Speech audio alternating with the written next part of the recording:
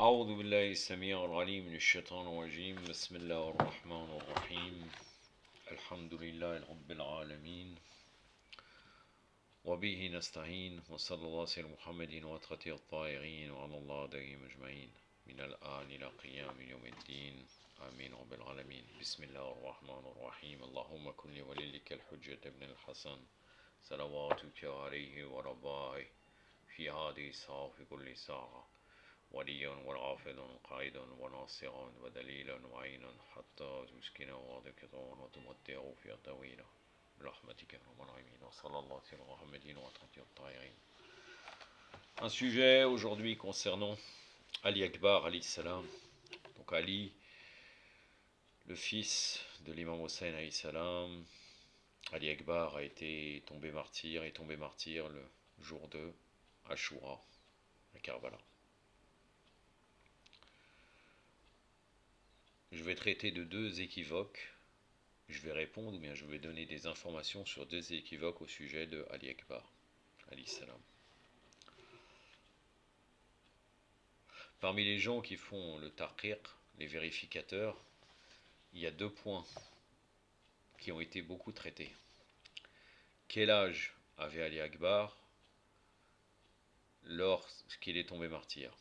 Et aussi, est-ce que la mère de Ali Akbar, à l'occurrence Laïla, pendant Aléra, était-elle présente à Karbala? Au niveau du premier point,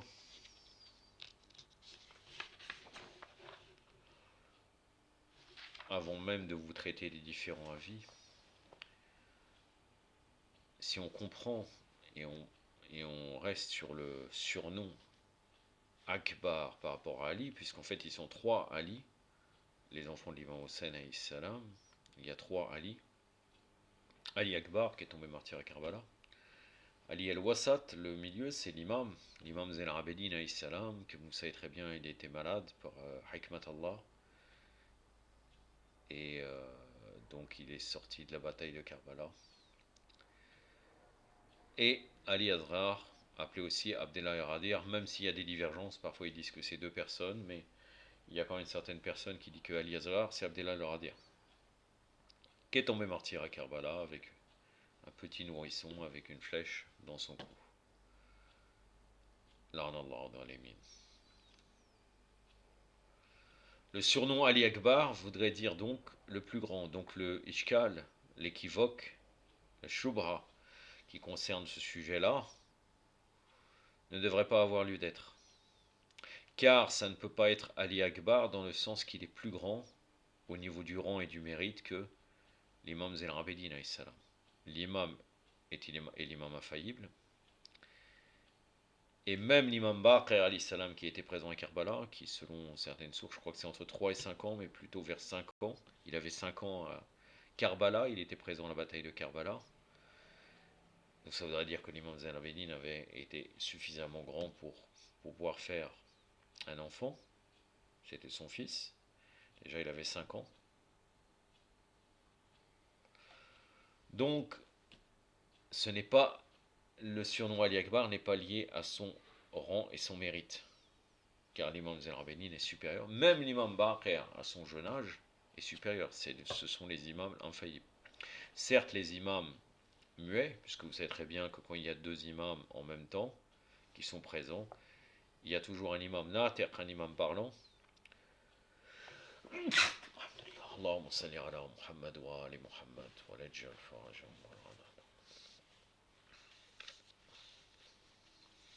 Pardon.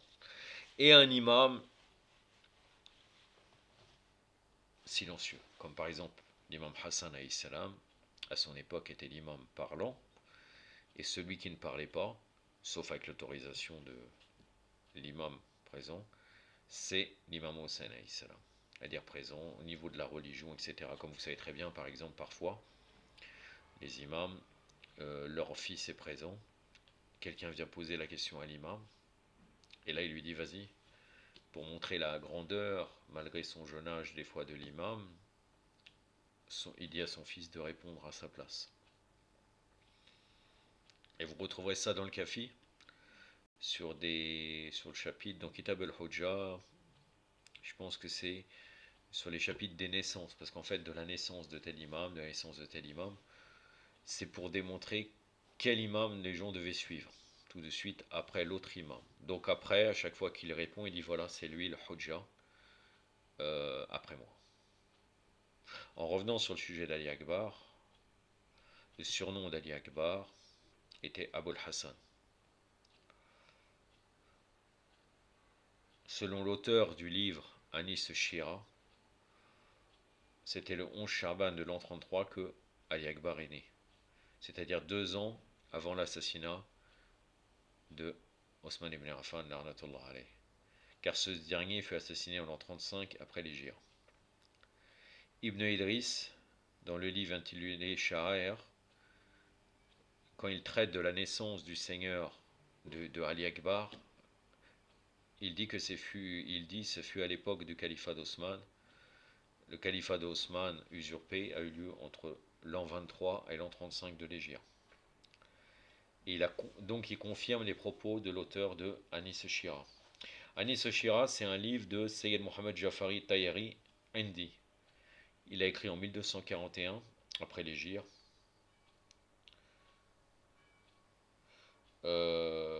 Daria d'Arabo Zoktarani, dans le volume 2, page 448, il dit j'ai eu l'honneur de voir ce livre qui est écrit en persan auprès de Sayyid Ara Tostari à Najaf. Donc par conséquent, même si sa naissance était dans les dernières années, c'est-à-dire que même si c'est pas, voilà, c'est dans les dernières années du califat usurpé de Osman ibn Affan, donc il devait avoir à peu près 27 ans à Karbala. Et ce fait est approuvé par la majorité des historiens et des spécialistes en généalogie. Tous confirment en effet qu'il était plus grand, d'où son surnom Ali Akbar, que l'imam Sajjad alayhi salam. Et que ce dernier, il avait 23 ans, l'imam Sajjad, à Karbala. Et que son fils imam Baqir était avec lui, et qu'il avait 4 ans. 4 ans ou 5 ans, comme je vous ai dit, ce n'est qu'un détail. Donc nous pouvons conclure que les autres opinions en ce qui concerne l'âge du martyr de Ali Akbar, lors de son martyr, il correspond nullement à la vérité. Par exemple, Et-Tarihi, dans son livre Muntahab, annonce que son âge, comme ayant été 17 ans. Ou bien Shir al-Mufid dans l'Irshad, qu'il annonce comme ayant eu 18 ans. Cette erreur est suivie par Tabarsi dans Alam al-Wara, ou bien par l'auteur de l'ouvrage Manaqib de Sahawi, qui le présente comme un jeune homme de 19 ans. Ibn Nama, dans son livre Moser el-Arzan, écrit le seigneur Ali Akbar avait un peu plus de 10 ans à Karbala. Ce qui nous fait deviner qu'il sous-entendait que ce grand maître, ce seigneur de Ali Akbar, ne devait donc avoir plus de 12 ou 13 ans.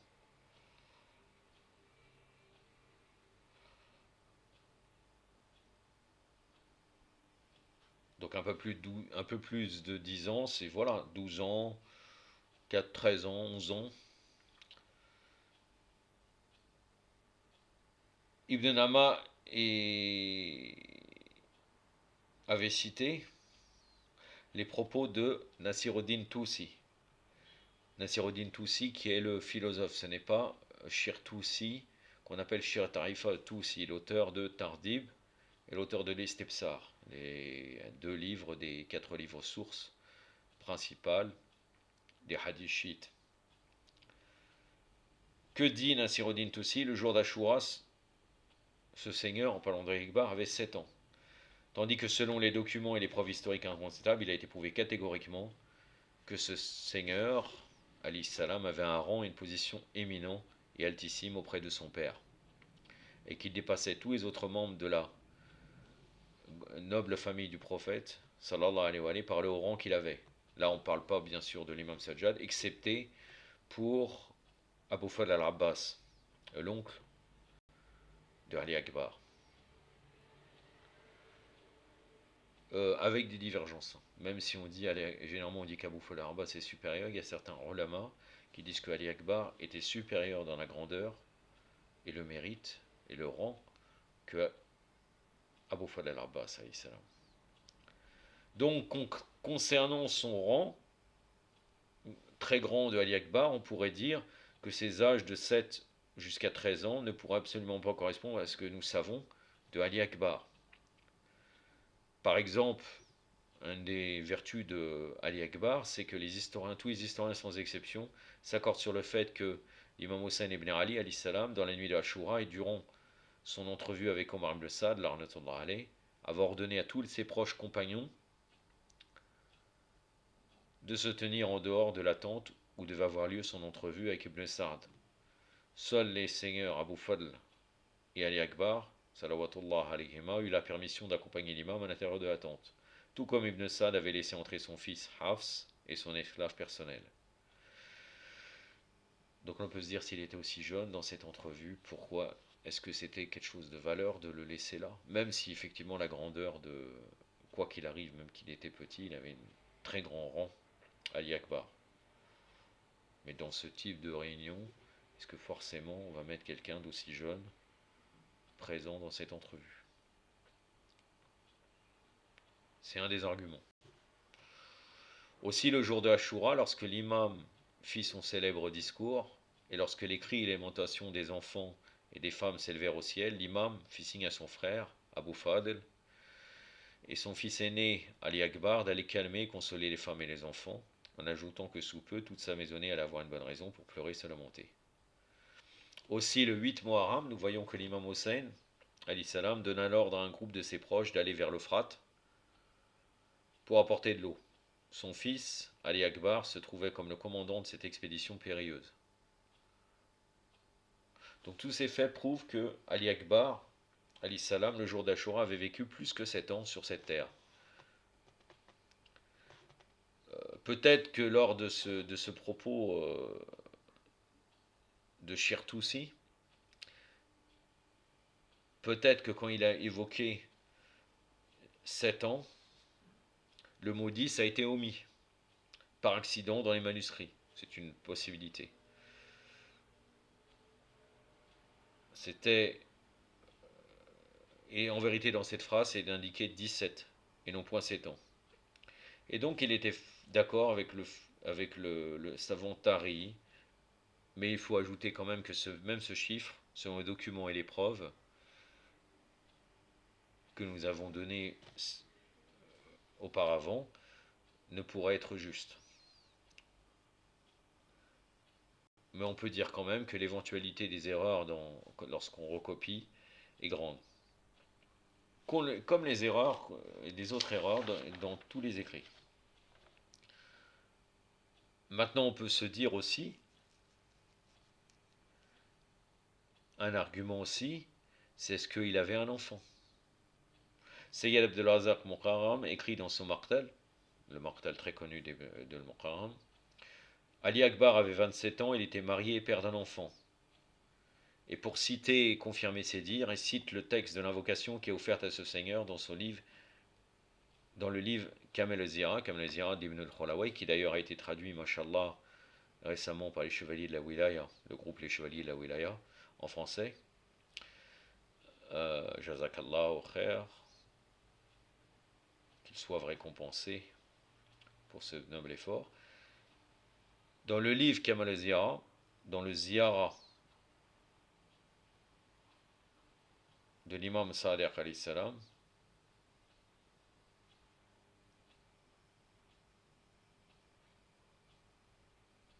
là j'ai du mal à comprendre. Non, le Ziyara de l'imam Sadiq qu'il a cité, sur Ali Akbar. Donc c'est le Ziyara que faisait l'imam Sadiq alayhi salam sur Ali Akbar. Il dit, je vous salue, vous et votre famille, et votre maisonnée, c'est-à-dire votre maisonnée proche. Et donc ça prouve cette éventualité que Ali Akbar avait un fils, et donc sa kunya c'était Abul Hassan, à cause même de l'existence d'un enfant ayant ce prénom. Parce que vous savez très bien, parfois on a une kunya sans avoir un enfant. Mais là, ça peut confirmer le fait qu'il avait un enfant.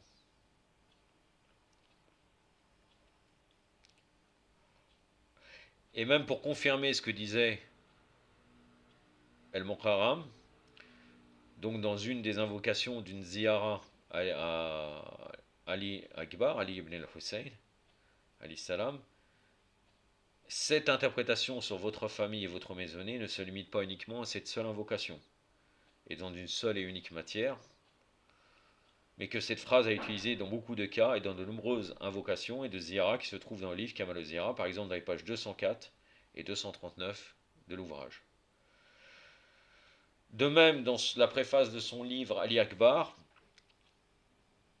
Ayatollah Najafi al-Marashi, Shihabuddin Marashi Najafi, très reconnu, notamment par rapport à sa bibliothèque et la recherche de manuscrits et le tahqiq sur les manuscrits, il se réfère à cette interprétation et confirme le fait indéniable que Ali Akbar, ce martyr, était plus grand au niveau de l'âge que l'imam Sajjad. Et il confirme les propos d'Ibn Idris.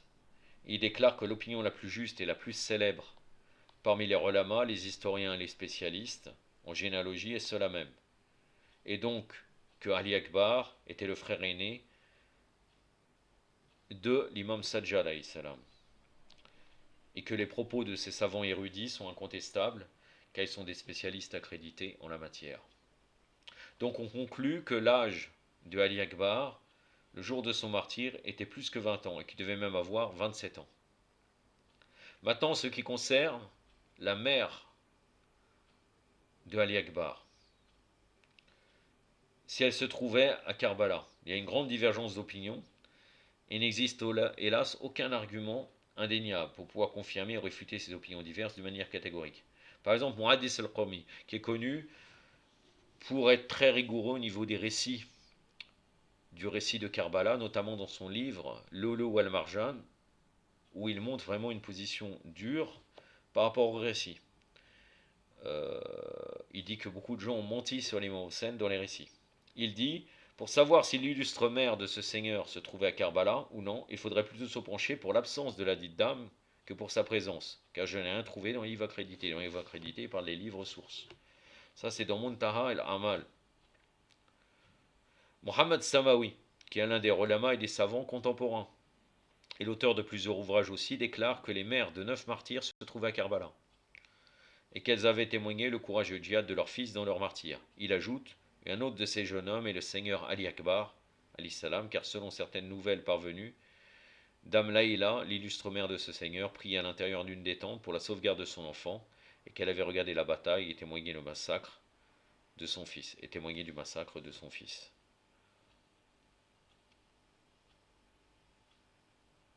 Mais quand on revient aux sources anciennes, comme a dit Muhaddis al-Qawmi, et vous pouvez vérifier dans les martels, on ne trouve pas trace de Laïla. La parole de Mohammed Samawi, c'est dans Absar al-Ain, page 130.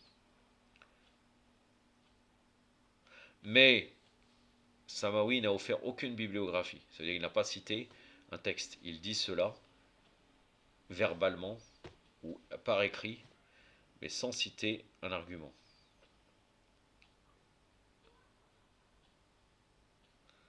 Et dans son livre, il dit, il entendait par là que toutes les informations qui se livrent dans ce livre Manaqib, volume 4, page 99, ou peut-être se référait-il à d'autres informations, de lui-même avait seulement connaissance. Donc pour lui, le livre Manaqib serait un livre de référence. Je voudrais revenir pour vous dire quelle était la source précise, parce que je l'ai vu un peu plus avant dans mon exposé, Manaqib. Allah Kulihal. Je n'ai pas retrouvé. Maintenant, si on considère que la mère de Ali Akbar était présente, je vais vous citer, donc là il y a 9, il y aurait 9, donc je vais vous citer les 8 autres pour le Baraka. des autres mères qui étaient présentes à Karbala. Par exemple, la mère de Abdullah ibn al-Hussein ou al-Yazra, dont la mère s'appelait Rabab. Aoun ibn Abdullah ibn Ja'far, dont la mère n'était autre que Zaynab al-Kubra. Qasim ibn al-Hassan al-Mushtaba, dont la mère était Ramala et se trouvait dans la scène du combat. Abdullah ibn Hassan al-Mushtaba, dont la mère était Shalil el-Bajliya, qui se trouvait elle aussi dans une tente. Abdullah ibn Muslim ibn Aqil, dont la mère était Raqaya, qui était la fille du seigneur des croyants. Raqaya bint Ali, et qui accompagnait les autres dames. Mohammed ibn Saïd ibn Aqil, un petit enfant, qui à cause de l'épouvante qu'il ressentit devant la sauvage attaque des ennemis à l'intérieur des tentes, se colla au pilier vertical de la tente et qu'un cavalier du nom de Larit ou Hani attaqua et le tua devant les yeux horrifiés de sa pauvre mère. Subhanallah. Omar ibn Janada, dont la mère se trouvait aussi à Karbala, ça fait 7, et qui l'encourageait de la place où elle se tenait jusqu'à ce qu'on eût tué son fils devant ses yeux. Selon les écrits de Sayyid ibn Taous, Abdallah al-Kalbi, dont la mère et l'épouse l'accompagnaient à Karbala, et qui l'encourageait de bien se battre, qui témoignèrent de son martyre. Il est dit selon les écrits d'Ibn Taous parce que Abdullah al-Kalbi, il y a plusieurs personnalités en fait. Il y a une personne effectivement qui s'appelait Abdullah al-Kalbi, qui est un chrétien sans aucun doute, mais en même temps, il y avait quelqu'un d'autre qui a eu la même histoire. Apparemment, c'est qu'une seule personne, ça nécessite un tarqiq. Donc là, il dit que selon les écrits d'Ibn Taous, c'est pour ça qu'il l'auteur de ce que j'utilise comme étude, il dit selon les écrits d'Ibn Taous. Je ne vais pas y revenir, mais vous pouvez rechercher sur la problématique de Abdullah al-Kalbi. Vous allez retrouver qu'il y a quelqu'un exactement pareil, qui a la même histoire, qui serait présent, 2 personnes, voire une troisième. Mais ce n'est pas mon sujet aujourd'hui. J'en ai terminé avec cela. J'espère que cet exposé a été clair. أكتفي بهذا القدر وصلى الله على محمد وعلى آله الطاهرين والسلام عليكم ورحمة الله.